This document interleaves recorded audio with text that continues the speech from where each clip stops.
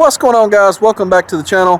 If you happen to be a truck driver, someone has probably told you in a few short years you will not have a job due to the Tesla self-driving semi is going to eliminate all truck drivers, and you will be in the unemployment line. So in this video we're going to discuss some of the theories that's out there and basically tell you why that will never happen. So stay tuned.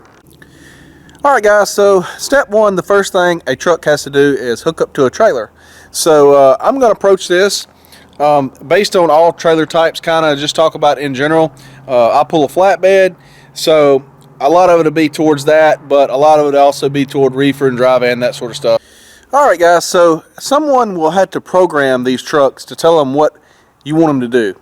So let's just say the dispatcher programs this self-driving semi-truck to go to this warehouse, distribution center, whatever, maybe, you know, whoever's big company it is. You got semi-trailers lined up at these loading docks out here or in a parking lot or whatever.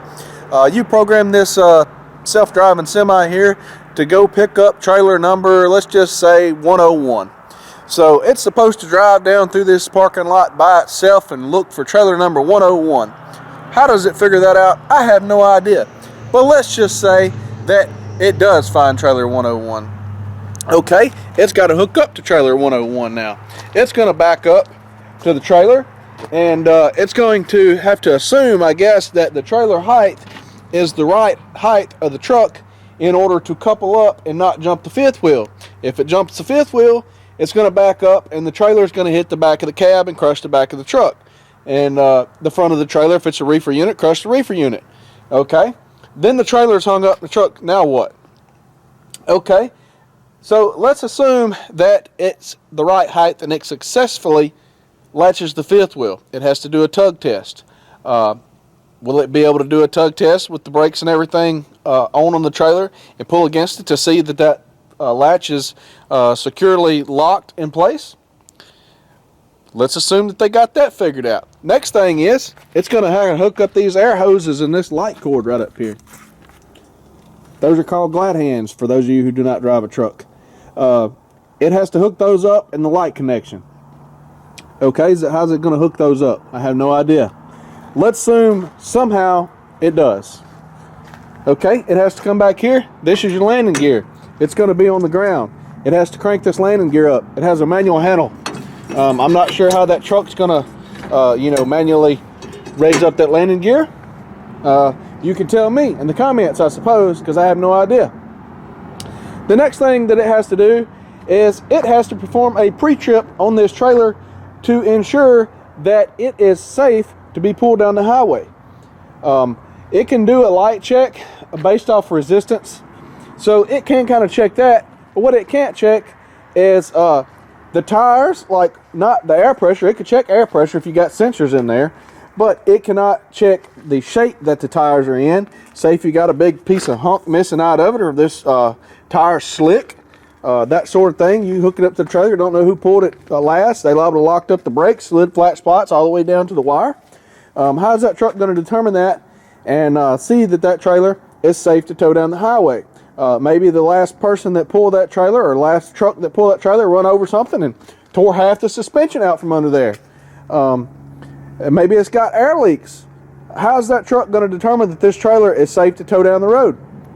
If it's a flatbed, maybe there's something laid on top of it and not secure, just laying there. It's going to fall off in the road. If it's a reefer or a dry van, maybe the back doors, maybe somebody didn't close and lock the back doors. Maybe it hadn't been sealed up and the doors are open, so that when you pull up, if there's anything in there, it's going to fall out, or your doors are flopping going down the road. Alright, so that's all the scenarios that I can think of at the moment on getting hooked up to the trailer. So now let's just say that somebody has all that done. The truck is already connected to the trailer. It's all deemed to be safe. What's the next step that has to be done? The truck has to drive to a location to get loaded. If the trailer is empty, like mine is now, it has to go somewhere, whether it's a reefer, dry van, flatbed, lowboy, whatever it is, it has to go somewhere to pick up a load, right? Okay, let's say dispatch programs into that truck, go to wherever, go to this loading dock here, gives you the loading dock number. Sometimes, you know, they don't know what the loading dock is. the number is till you get to the shipper or loading bay. In my case, with a flatbed, loading lumber and stuff. And so let's say the truck arrives at the location somehow, being just a self-driving truck. I don't have a lot of faith in that, but let's just say somehow that it does get to the location. I could see it in the bigger, areas and cities and stuff, maybe, possibly. But a lot of places I load up is out in the woods. I've even unloaded in a dead-end road, on a dirt dead-end road before the pallet mill. So there's no chance of self-driving semis getting there. But let's just go along with it and say possibly that it gets there somehow. And when it gets there, the shipper or receiver, whatever you're going to, walks up to the truck, says, "Hey, truck, see that door back there? That's the bay you need to be in." So we're going to just imagine that right there is a loading bay for this flatbed right here, and that's a warehouse, and they got lumber stored in there. And this truck is supposed to back itself in there. And how does the shipper or receiver tell the truck to do that? Does this truck have ears that you walk up to it and say, hey truck, you see that loading bay right there? Watch that forklift driver, and when he flashes lights or blows the horn, that's when he wants you to stop. I mean, how is that going to work? The shippers can't drive a truck. They don't know anything about it. They can't back up a trailer. So you tell me how that's going to work out. I don't see it working out very good. Okay, let's say somehow that somebody gets the truck programmed, it gets backed up to the loading dock or in the loading bay like that's supposed to be. They get the truck loaded. Okay, someone has to secure the load. If it's a flatbed, you got straps, chains, all that good stuff that has to secure the load. That's your straps down in there. That's your ratchet bar. I got bungee cords for tarps, because if it's flatbed, load has to be tarped. So who's going to do all that? Truck going to do that itself? Doubt it. Shipper going to do that? Nope. You know why? Because they don't have the manpower, the time, and they're not going to take liability for it, because the driver that is in that truck is responsible for the securement of the load on that trailer or in that trailer. And a company, let's just say Walmart or Amazon or whoever, is not going to be responsible for Swift or Schneider or whoever, a third-party company, hauling that freight once it leaves their driveway. Because if that truck gets in an accident or something falls off of that truck, the load gets loose some kind of way, that company is not going to be responsible for another company. The only way that would work is it would have to be their own truck, like Walmart truck with Walmart freight. That is the only way that would work. Walmart is not going to accept responsibility for their freight being on, my truck or Schneider or Swift or whoever's truck. They're not going to secure that load and take responsibility for that being on the highway on another truck like that. Because on a flatbed, and I'm sure some of the other trailers as well, low boys and stuff, you're supposed to stop and check their chains or straps every so often to make sure that your load has not shifted and gotten loose, and you have a chain or whatever that you need to get tightened up. And that is the purpose on flatbeds, low boys, all that stuff that has to be secured. Whatever you're hauling has to be secured with chains and binders. You have to have a chain and binder on each corner, and you have to have a binder with enough threads that it can be tightened up on the side of the road should that chain get loose during transit. That is also the reason that anytime there's a chain or strap involved, it has to have a tensing device on it in order to tighten it up. You cannot load a piece of equipment and drive it forward or backwards, however you got the chain, and you just secure the other end with a binder. That is not DOT legal. It has to have a chain and binder on each corner. That way you can secure the load and tighten it up if the chain becomes loose. So how is that truck going to accomplish all that? Let's just say somehow that even if it was a Walmart truck or whatever, and it was a Walmart shipper, and I don't know if Walmart even has flatbeds, but let's just go with it for the story. They sent this truck out on the road by itself. 50 miles down the road, something shifted on the trailer. The chain and binder got loose. Okay, there's nobody in the truck. how's that chain and binder going to tighten itself? Is the truck going to send its robot out and tighten its chain up to keep this stuff from falling off in the road and endangering somebody? I doubt it.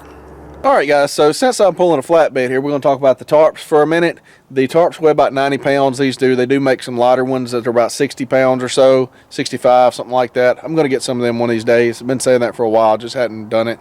Anyway, so these tarps have to be put on top of the load.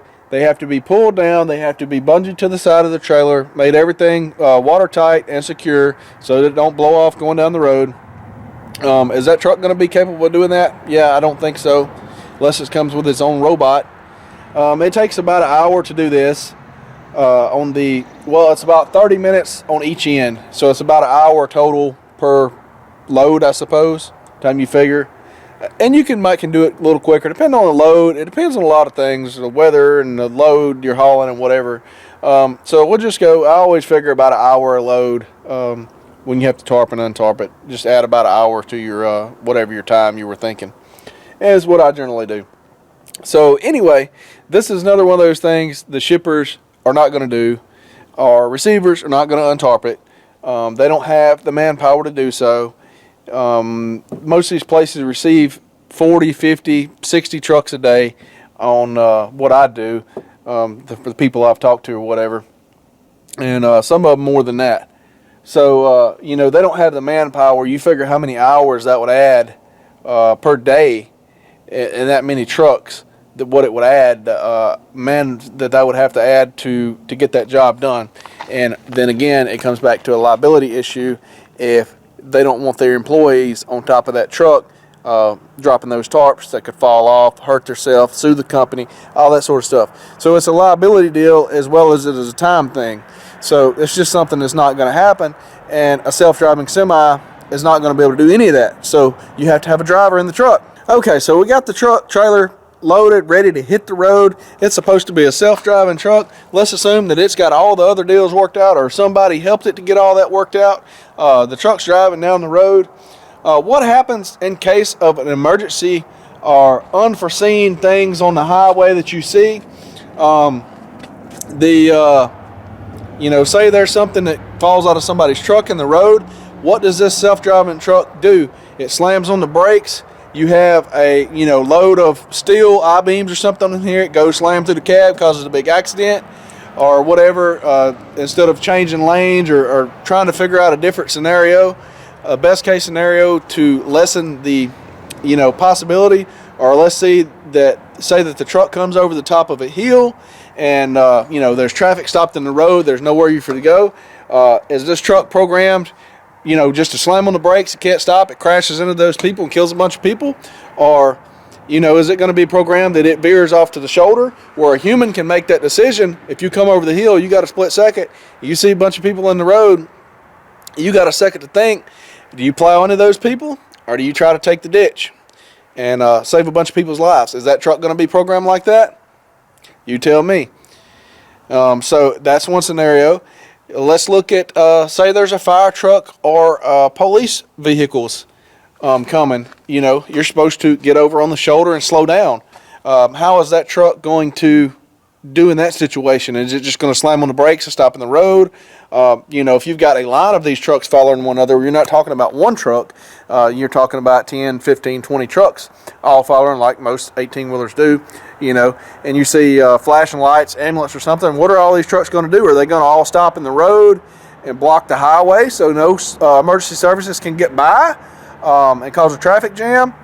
How are these things going to be communicating with one another and with other vehicles around them in order to solve all these issues that a human driver could see? Hey, I need to move over, or I need to do this. I just don't see these trucks being able to do that.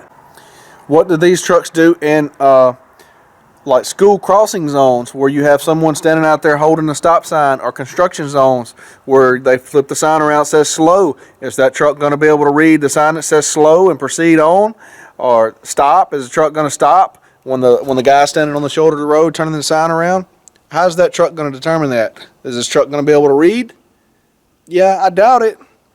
So I don't know how all y'all people that's come up with this think this truck's going to drive itself. But yeah, I don't think that that's going to happen anytime, if ever, anytime soon, if ever. And if these trucks do go to driving themselves like that, they get that level of intelligence, we are all in trouble. It's going to be like that movie I can't think of the name of, but the people were hiding out in the truck stop, and the trucks were trying to run over people and chasing people down the road, and they were all hiding out inside the truck stop where there was a basement in there, and the trucks were smart enough to know that if it tried to plow through the truck stop that it would fall through the basement. If we get that level of intelligence in trucks, we're all going to be in trouble. That's all I'm going to say. So, yeah, I don't know what else to say on that. But somebody will know the name of that movie. It's an old movie. It's probably 20, 30 years old. It's a really old movie. Somebody will know what the movie I'm talking about, know the name of it. You can leave it in the comments. Oh, and another thing I didn't touch on is reefer, dry van, all that stuff. I don't have to worry about it because I got spread axle. But on those trailers, they're closed axle, and they have to be weighed on a scale to get your axle position right. The spread axles usually do a pretty good job because you're allowed more weight back here, and it usually works out pretty good as long as you're not over gross most of the time. Depending on how they load you, you can be over on your drive axles, but generally the places that I haul out of know to load you a little bit heavier at the back, and it works out. But you can be over if you load out of some place that don't know and they stack a bunch up front. But anyway, that's something else that has to be looked at, is how do you know if the truck is overweight? Is all the trailers going to have scales already on them? Even so, if it's closed axle, you have to balance the load. There's a pin back here you have to pull. You have to pull the truck forward or backwards in order to push these axles forward and backwards to get this load balanced. And not only is it for weight and load balance, getting your axles right, your weights on your axles right, also for bridge laws in certain areas, certain states of the U.S. have bridge laws. You cannot have your axles no further than 40 foot from your kingpin and all that good stuff. You guys that run out of those states know more about that than what I do. As I say, my axles are fixed. There's no moving them, so I don't have to worry about that. Guys, there's a lot of scenarios that occur on the highway that you have to be mindful of. Even after you get all your load booked, picked up, headed out on the road, you have to be mindful of people broke down on the shoulder. They're out there trying to change a tire. You've got traffic coming in the other lane. If it's a 2-lane road, you have to be able to make a decision whether you need to stop or whether you can slow down and ease on by them without running over them or hitting them, or you can't move over into the other lane because you're going to hit that car that's coming head on. How does that truck deal with all that if it's a self-driving truck? I just don't see that working all that well. You have deer that run out in front of you. If this truck has front cameras on it, that's helping it self-drive, a deer comes out. I've hit 2 deer, one in this truck I got now, one in my old truck. And so let's just say a deer runs out. You have a deer strike and it knocks these cameras off or whatever. What does this truck do then? Does this truck go nuts? Does it just stop in the middle of the road? Do they have to send somebody, if this is a company and the truck's 500 miles away from the terminal or wherever it's going, what do they do with this truck that's parked in the middle of the road that won't move because it has a camera knocked out because it hit a deer? You have a lot of scenarios that occur that people don't think about.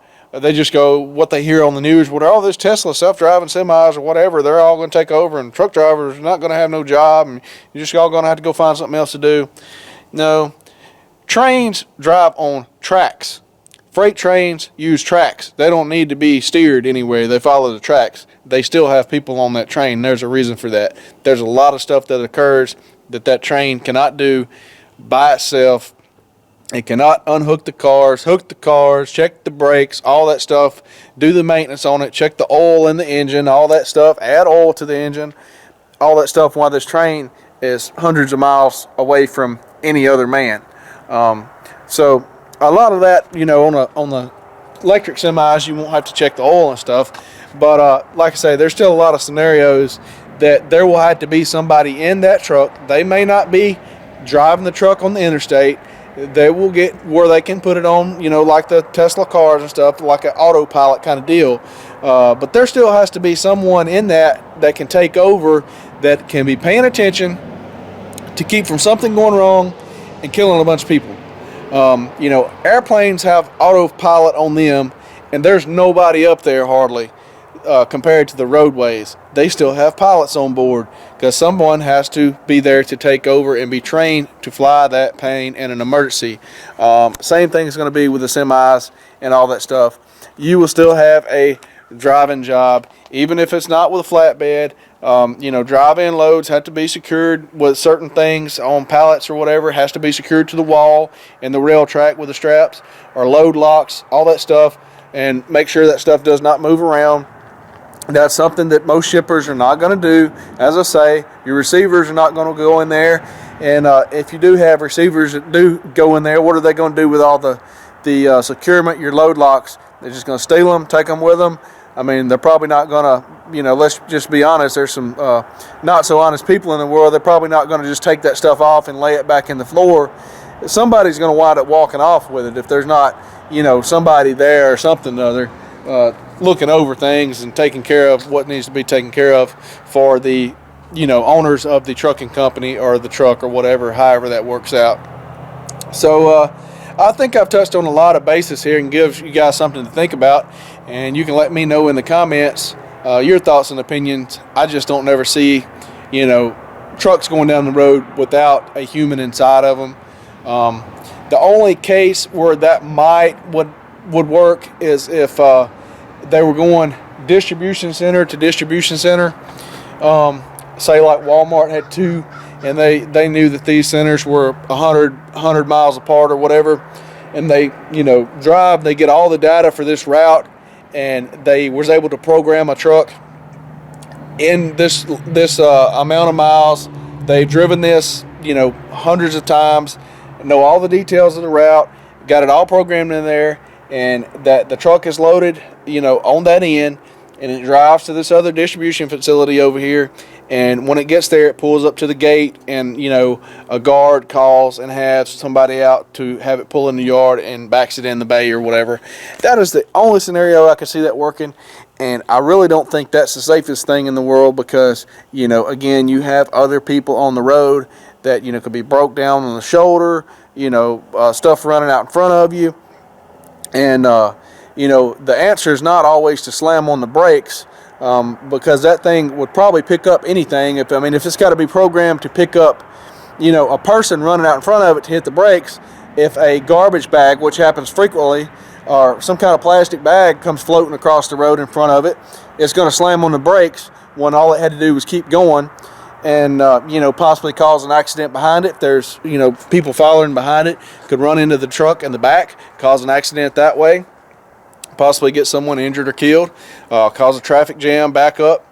And so I just don't see it happening. That is the best case scenario if they program a route into it, between distribution facilities. That is the only, thing that they would be able to do, because all the loads that I haul, a lot of them go to the same place, but they're not, you would have to have so many routes programmed in there, and a lot of times you get there and they're doing construction on a route, and they have to detour you around. So I don't know how that would work. It would have to be a thing where it went to only a couple places like that for that to even be a possibility. There's just way too many scenarios on the road, and for these trucks to have to navigate to not have someone driving it. And that's the reason that every other thing, even trains and airplanes that have already been capable of driving themselves, sorta, because planes have autopilot and trains run on tracks. All they need is someone to adjust the throttle to control the speed, which a computer could easily do, because the train track never changes. But you still want to have somebody on board. That way, if somebody runs out in front of the track trying to beat the train like they always do, that sort of thing, you need to have a human on board to take over in case of something goes haywire, sensors go haywire, that you don't have trucks running around, and if they do get the intelligence, it would be very, very easy for those trucks to be hacked. If they get to that level of driving around, like I was talking about the movie, you get a fleet of these things, hundreds of them on the road. Could you imagine the terror that they could cause if someone hacked into the system and all these trucks are communicating together, and they just go down through the cities, running into buildings, like on a suicide mission, just crashing. You got 100 trucks and they just pin yourself to the floor, you know, no brakes, run through the middle of town, you know, what do you think that would be like? So I'm just throwing out all kind of scenarios, something to think about.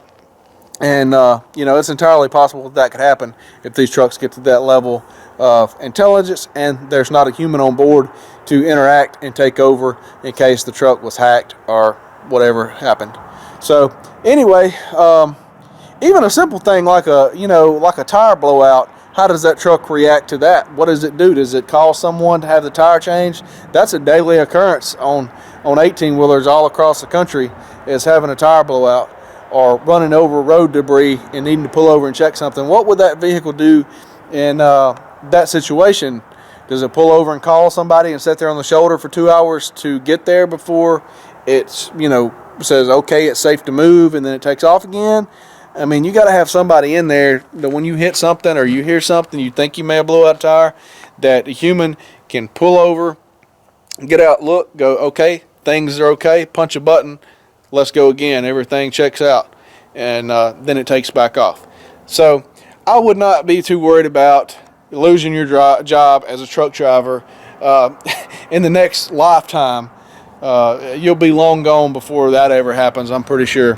So anyway, I'm going to wrap this video up. I'm sure it's getting quite long. Leave in the comments what your thoughts on all this is. I'm just throwing out all kind of scenarios, things that I've thought of and scenarios that I've run into, and why I think this will just never happen.